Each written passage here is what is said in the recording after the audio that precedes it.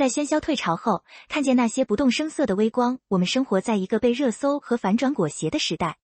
互联网的记忆总是短暂的令人沮丧，一场灾难发生，舆论场往往会经历3个阶段。第一波是触目惊心的现场画面，第二波是铺天盖地的祈福与情绪宣泄，而到了第3波，则常常演变成各路明星、网红争相打卡的公关秀场。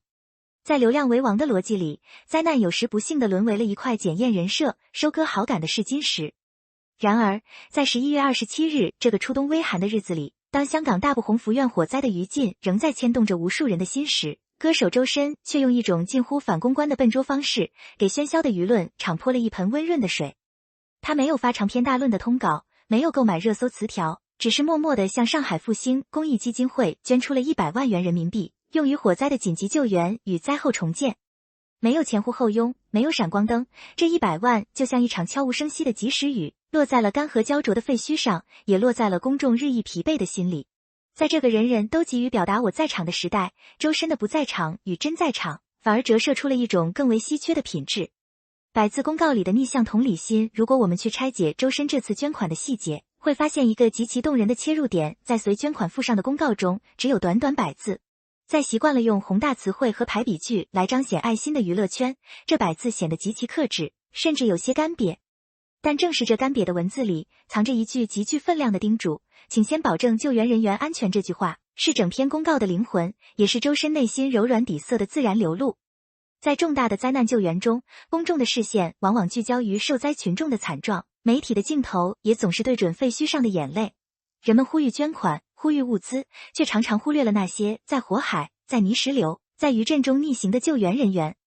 他们是血肉之躯，也会疲惫，也会受伤，甚至也会面临生命危险。周深看到了这一点，他的这句叮嘱展现了一种高级的逆向同理心。他不仅关怀受灾者，也关怀那些正在拯救受灾者的人。这种对具体生命的平视与尊重，超越了简单的捐钱行为，触及了人道主义最核心的关怀。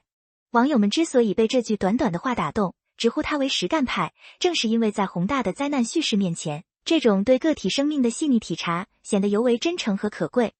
他不只是在捐一笔钱，他是在用一种平视的姿态，告诉那些在一线拼命的人，你们的安危同样重要。时间的复利，一个笨人的公益长跑。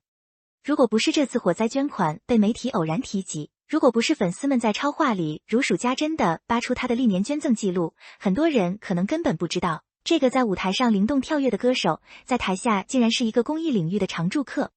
从河南暴雨的泥泞到贵州洪灾的抢险，从甘肃地震的严寒到河北洪灾的肆虐，每当国家有难，同胞有险，周深的名字总会出现在捐赠名单里。他捐赠物资，拨付资金，动作熟练的让人心疼。为什么说他是笨人？因为在当下的娱乐圈，做公益是一门技术活。聪明的做法是，捐款要配9宫格照片，要带上极具传播力的话题，要配合商务代言的节点，要将善意转化为实实在在的商业价值和流量数据。但周深显然不懂，或者说不屑于这种聪明。他做公益，没有策划，没有预热，没有事后总结。他就像个救火队员，哪里需要就去哪里，捐完就走，深藏功与名。这种反商业的低调，在讲究投资回报率的娱乐圈显得格格不入，但也正是这种笨拙，让他的善意没有掺杂任何杂质。时间是最好的滤镜，当粉丝把他多年来的捐赠记录拼凑在一起时，人们看到的不再是一个个孤立的新闻事件，而是一条长长的、充满温度的轨迹。他不立人设，却用日复一日的知行合一，立起了一个最坚固、最无法被击碎的人设，那就是善良本身。更难得的是，他将这种善良进行了传递。他不仅自己捐，还引导他的粉丝群体生米参与到关爱留守儿童、听障儿童康复等长期公益项目中。在饭圈文化常常被诟病为数据女工和消费主义的今天，周深硬生生地把追星变成了一场关于爱与责任的修行。他让粉丝们明白，偶像的意义不是让你为他花多少钱，而是让你因为喜欢他而愿意去为这个世界做一点哪怕微小的改变。这种将饭圈流量转化为社会正能量的能力，才是他作为公众人物最核心的价值。跨越山海的共振，当歌声遇上烟火。有意思的是，就在周深默默为香港火灾捐款的同时，他个人的另一项重要工作也在紧锣密鼓的推进中。他正在筹备自己的香港演唱会，这并非一次普通的商演。他将创下首位内地歌手登上香港启德主场以及香港首个0点跨年场等多项纪录。启德体育园作为香港全新的地标性场馆，能够在这里开唱，本身就是一种实力的象征，而零点跨年场更是赋予了这场演唱会极强的仪式感。当大埔鸿福苑火灾的伤痛与启德主场演唱会的狂欢在时间线上交汇时，一种奇妙的化学反应产生了。有网友在社交媒体上开玩笑说，周深这是要唱圆香港，用歌声和爱心双重治愈香港同胞啊。这句略带调侃的评论，其实精准地捕捉到了周深当下状态的精髓。他不仅是一个用声音抚慰人心的歌手，更是一个用实际行动与这座城市同频共振的建设者。火灾带来了破坏与伤痛，而音乐和爱心则是重建与治愈的良药。周深用100万的真金白银支援灾区的硬件重建，又即将用他天籁般的歌声参与这座城市精神层面的软件复苏。这种双重治愈，让他的香港之行超越了单纯的演艺活动，升华为一次跨越山海的情感连接。这也解释了为什么网友们会说出现在又多了一个抢票的理由，那就是支持一个有爱心的偶像。在传统的消费逻辑里，粉丝买票是为了听歌，为了看舞台。但在周深这里，买票的逻辑发生了微妙的偏移。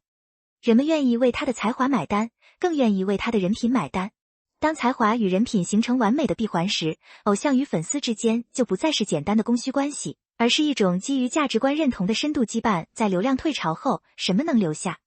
周深的这次捐款以及他一贯的行事作风，其实为我们提供了一个重新审视偶像定义的契机。在这个网络时代，明星的一举一动都被放在显微镜下审视。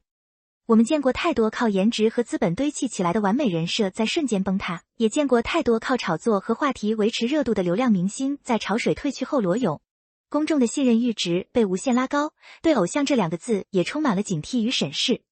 那么，到底什么样的偶像才能经得起时间的考验？周深给出了他的答案。真正的偶像，不是靠精致的妆容和完美的数据，而是靠内心的善良和对社会的责任感。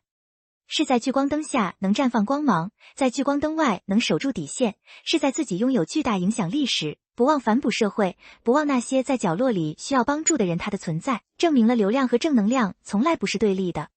当流量被注入善良的底色，它就能转化为推动社会进步的巨大能量。它不需要去蹭热度，因为它本身就已经成为了温暖他人的热源。一方有难，八方支援，这是刻在中国人骨子里的文化基因。